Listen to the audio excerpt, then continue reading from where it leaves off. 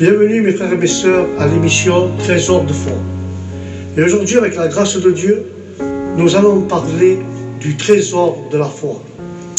Ceux qui ont la Bible prennent le livre de la Genèse, chapitre 9, verset 14.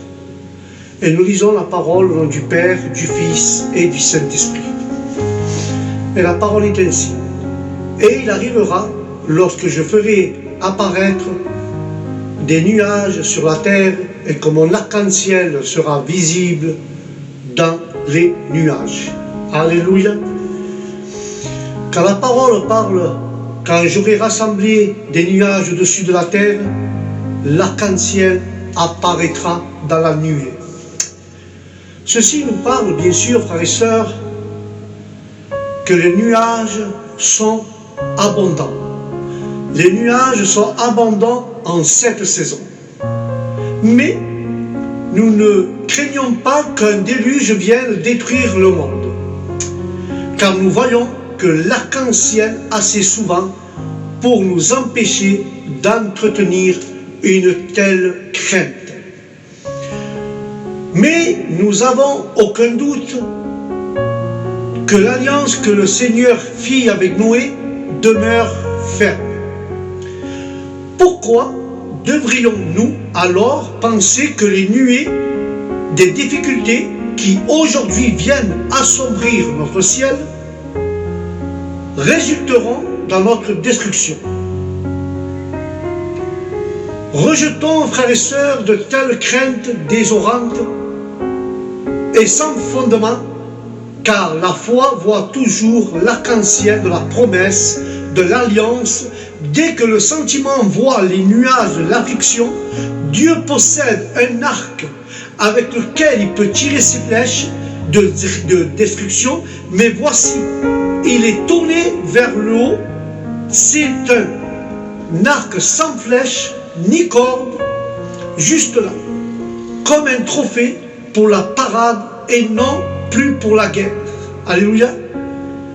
Ce n'est plus qu'un arc taché de sang par le carnage ou noirci par la colère. Ce n'est plus un arc taché par le sang ni par la colère. Mais prenons courage, frères et sœurs, car Dieu assombrit jamais notre ciel au point de laisser son alliance sans témoin. Même s'il le faisait, nous lui ferions cependant confiance, puisqu'il ne peut ni changer, ni mentir, ni faillir d'une quelconque autre manière de garder son alliance de paix.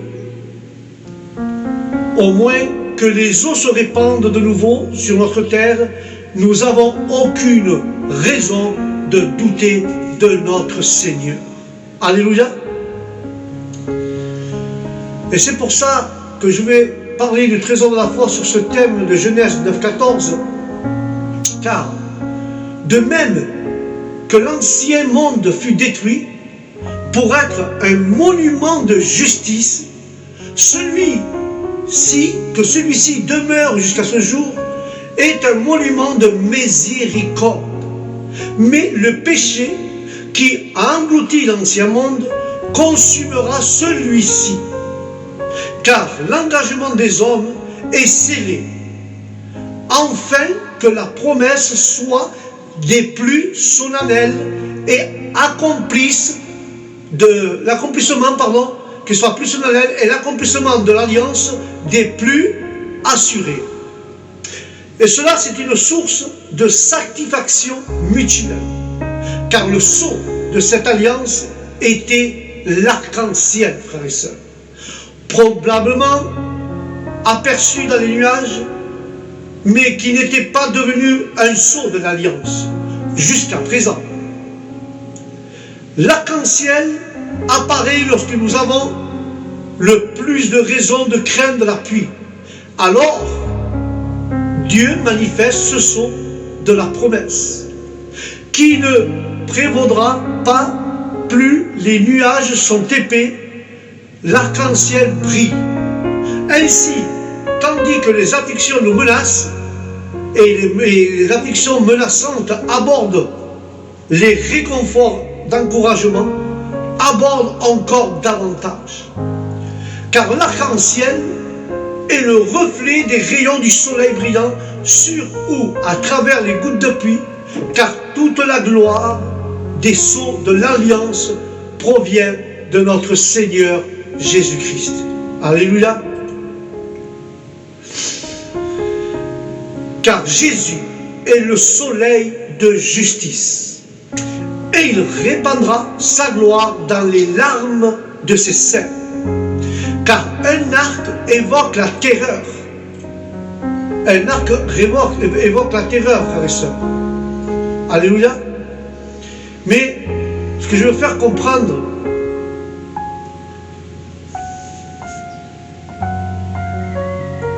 c'est que cet arc, il n'a ni corde ni flèche. C'est un arc seul. Il ne peut être guère, il ne peut nuire. Car c'est un arc, certes, mais il est pointé vers le ciel et non vers la terre. Car le but des sceaux de l'Alliance est le réconfort et non la terreur. De même que Dieu regarde l'arc pour se souvenir de l'Alliance. Et nous devons le faire aussi pour le considérer avec foi et gratitude.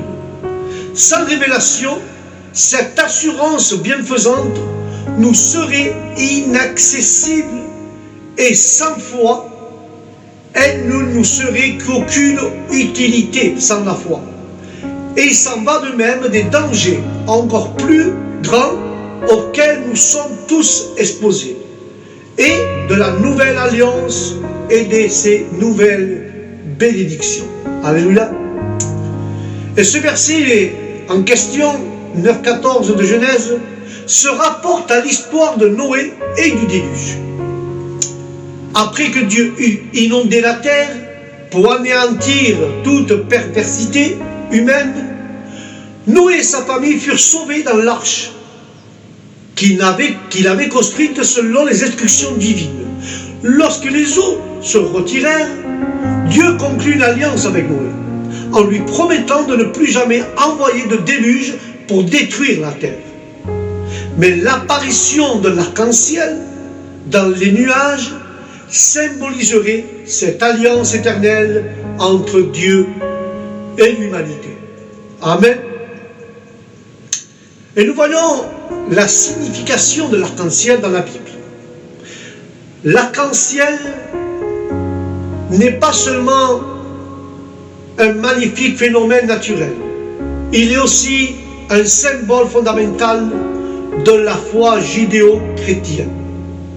Car dans le verset de la Genèse 9,14, Dieu annonce que l'arc-en-ciel apparaîtra dans les nuages comme un signe de son alliance avec l'humanité, en signifiant qu'il n'enverra plus jamais un déluge pour détruire la terre.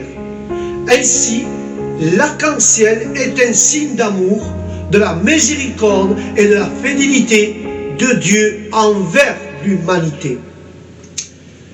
Et tout d'abord, nous pouvons apprendre que Dieu a le pouvoir de pardonner et de renouveler toutes choses.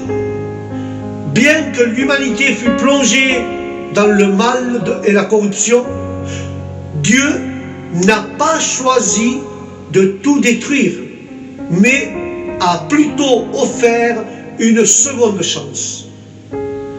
Une seconde chance à une famille juste. Car l'arc-en-ciel nous rappelle que Dieu est toujours capable de transformer le mal en bien et de faire jaillir la vie au milieu de la mort. Deuxièmement, l'arc-en-ciel témoigne de la fidélité de Dieu et de ses promesses.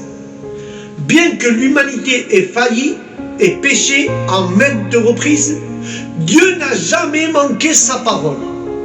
Car l'apparition de l'arc-en-ciel atteste à notre confiance que Dieu accomplira toujours ses promesses, car sa fidélité est éternelle. Tout d'abord, rappelons-nous, frères et sœurs, que même si nous nous sommes éloignés de Dieu, il y a toujours une seconde chance de revenir à lui. car notre Dieu est un Dieu de miséricorde et de pardon, et qui désire que nous soyons tous sauvés. Nous pouvons nous tourner vers lui à tout moment et lui demander de nous secourir sous le poids de nos péchés. Et nous pouvons aussi apprendre et avoir davantage confiance à la fidélité de Dieu, bien que la vie puisse parfois être difficile et que des situations éprouvantes puissent survenir. Nous pouvons être certains que Dieu tiendra toujours ses promesses et nous guidera sur le bon chemin. Et nous pouvons cultiver notre foi et notre confiance en Dieu à travers la prière et la lecture de la Bible et à la participation à une communauté de foi. Et je vais conclure avec cela pour trésor de foi d'aujourd'hui. À l'apparition de l'arc-en-ciel dans le nuage nous rappelle l'amour et la fidélité éternelle de Dieu. Et ce symbole nous révèle sa capacité de pardonner et transformer nos vies, ainsi que son engagement à tenir ses promesses. Et nous pouvons, frères et sœurs, appliquer ce verset dans notre vie en cultivant notre foi et en nous souvenant qu'il nous est toujours possible de revenir à lui. Car la promesse de l'arc-en-ciel, frères et sœurs, l'arc-en-ciel, comme j'ai dit, c'est un symbole d'espoir et de renouveau. L'arc-en-ciel nous rappelle que même dans les épreuves, Dieu est toujours présent avec son amour inconditionnel. Mais chaque fois que nous le voyons illuminer dans le ciel, l'arc-en-ciel, nous pouvons nous souvenir que son alliance est éternelle et que son désir de rédemption est profond. Et Dieu, il nous assure qu'après la tempête de la vie, il y a toujours la possibilité d'un nouveau départ, car il est le porteur de promesses et l'occasion de revenir à lui. Je ne sais pas dans quelle situation tu te trouves, je ne sais pas si tu es éloigné de Dieu, mais rappelle-toi de l'arc-en-ciel qui symbolise l'amour, l'espoir, le renouveau de Dieu, qui tient toujours à ses promesses et son amour inconditionnel. Si tu passes dans les tempêtes, il y a de la tempête dans ta vie, si tu es en train de taper dans un mur, tu ne sais pas comment t'en sortir, laisse que l'arc-en-ciel t'illumine et que tu te souviennes que Dieu, après la tempête, que Dieu est avec toi. Il a toujours la possibilité de te donner un nouveau départ et de te porter de nouvelles promesses. Et Dieu te donne aujourd'hui l'occasion de venir au pied de la croix. Alléluia. Voilà mes frères et mes sœurs, c'était Trésor de foi d'aujourd'hui. J'espère que le message t'a fait du bien dans ton cœur et que tu puisses revenir au pied du Christ. Malgré les tempêtes qu'il peut y avoir dans ta vie, regarde vers le haut et tu verras l'arc-en-ciel, l'alliance, la miséricorde et l'amour de Dieu qu'il a envers toi, car lui veut sauver tout le monde. Seulement, Dieu te donne aujourd'hui l'occasion de revenir à lui au nom de Jésus. Alléluia. Voilà mes frères et mes sœurs, c'était Trésor de foi d'aujourd'hui, pour le programme d'aujourd'hui. J'espère que Dieu vous a parlé à travers ce petit message. Je vous dis au prochain programme, que Dieu vous bénisse, que la paix de Dieu soit dans vos familles et avec vous, et que le Saint-Esprit vous accompagne où ce que vous alliez. Que Dieu vous bénisse, et je vous dis au prochain programme, Shalom.